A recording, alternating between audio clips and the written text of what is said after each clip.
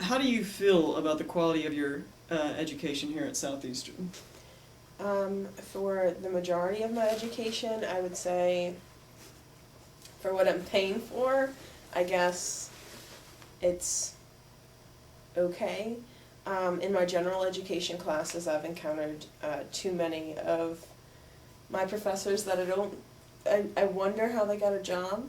Like, just my English teacher last semester was horrible. So, but in regards to my department, like the art department, the quality of education, I would say, would be superb, more to than what I'm paying for. I'm getting art historians that, have written books about the Guggenheim, Dr. Nero, and then we have world-renowned, like people who have exhibited all over the world, like most of our faculty, actually. I think all of them have. And this semester we've lost Sarah Wiseman, but she was my painting instructor for 3 years, and she is, she's one of my favorite artists. So I would say that the art department's education that I've gotten is exceptional, but the general education, I wouldn't tell anyone to come here for that. So, but there's been like certain classes that I've taken that I've liked. Like I did take Rebecca Hensley's sexuality, the sexuality class, and I enjoyed that a lot because that's what I'm interested in my own artwork. So how do you bring sexuality out in your artwork? I guess I try to push,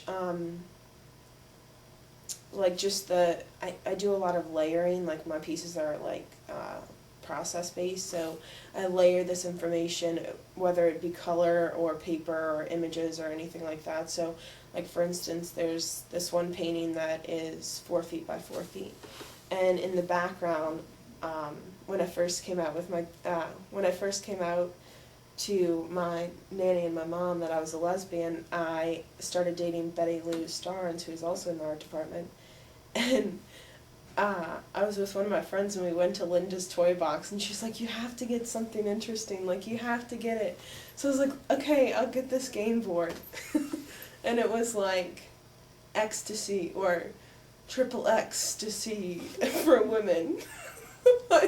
So then I opened it up when I got home, thinking that this would be something that Betty would want to do.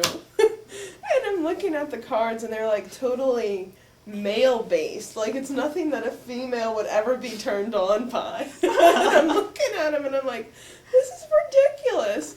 So instead of ever playing the game, I went to the art department one night at like 11 o'clock and I copied all the cards from the copy machine and cut them out, and I made this like strip against my painting of just these lesbian scenes, just all over, and it looks like bricks in the background, and then I kind of covered it up, and then I painted like this childhood photograph of me when I was like 4 sitting in a chair on top of it. So like I like to think of sexuality in my art in the way of like I look at it as a childhood experience rather than a more adult experience. Like I feel like ever since I was like maybe even 2, I was always drawn more to females.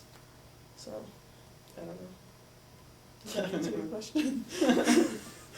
Yeah, I think that kind of displays how the importance of sexuality in your work. What's been the response in terms of like fellow art students and critiques and stuff like that? They actually like it. I was surprised. I thought I would have,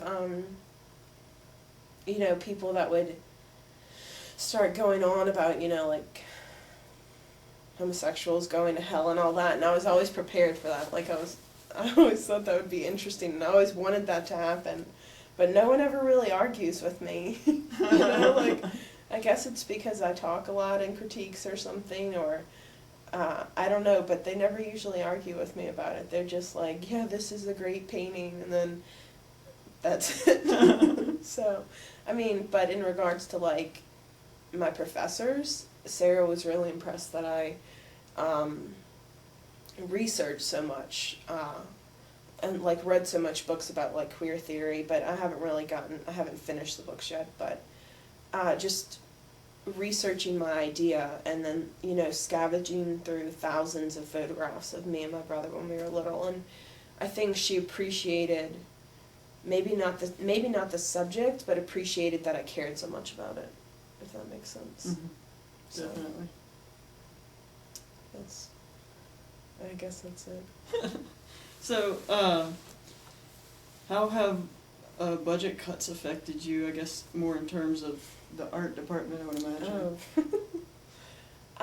The budget cuts have affected me a lot. Maybe not, well, it is directly. When I first noticed the budget cuts, it was whenever Troy Wingard, who is the foundations professor, said that he was going to leave. And, I mean, like, Troy Wingard's a phenomenal teacher. People that have taken him, I mean, even, I'm sure Avery, you know, like, we mention him all the time. We're like, oh, Troy left. And the budget cuts really affected that because he wasn't, you know, they had to cut him because they couldn't pay for him.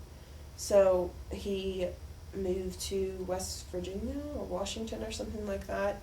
And then Bethany Souza, Benjamin Diller, and Sarah Wiseman got a $10,000 budget cut, each of them. And so it's affected me because the professors that I like look up to so much are not being paid what they should be paid for the education that we're getting, so they are looking outside, you know, like they have to look for other jobs. Like Sarah Wiseman has left because she's gotten another job, which is great for her, you know, she's in a great position there, but I'm just saying, like, it's made things kind of iffy in the art department. You're always like, oh, what's going to happen next? Another budget cut, another teacher gone. Like, it's kind of the feeling of you feel defeated a lot, you know? So, and I know other things have gotten cut in the art department. You know, it's hard to take classes now because sometimes they don't offer them, which, I mean, that's university realm, though, so. Right.